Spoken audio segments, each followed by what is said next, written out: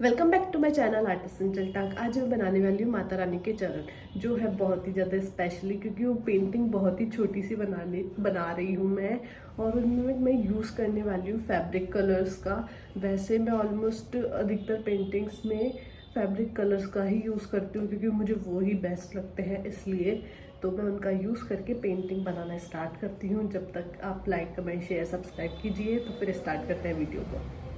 तो सबसे पहले मैं मिनी ड्राइंग ले लूँगी, जिसमें मैंने और भी पेंटिंग्स बना रखी है। तो मैं स्टार्ट करूँगी ड्रॉ करना। पहले गोल सर्कल ड्रॉ करूँगी, उसके बाद में मैं चरण बनाना स्टार्ट करूँगी। और ये बहुत ही छोटी सी पेंटिंग होने वाली है, मैंने आपको पहले वीडियो में बता ही दिया है। और मैं यूज़ कर रही हूँ फैब्रिक कलर्स का। मुझे आज मॉर्निंग में आइडिया आया कि यार ये बनाते हैं, तो फिर मैंने स्टार्ट कर दिया था वीडियो बनाना।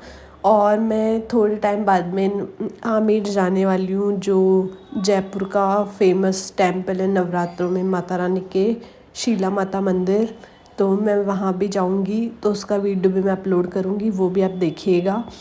तो मैं वन बाय वन करके कलर्स करना स्टार्ट कर रही हूँ। और मैं कलर्स में थोड़े हाइलाइट्स भी करूँगी।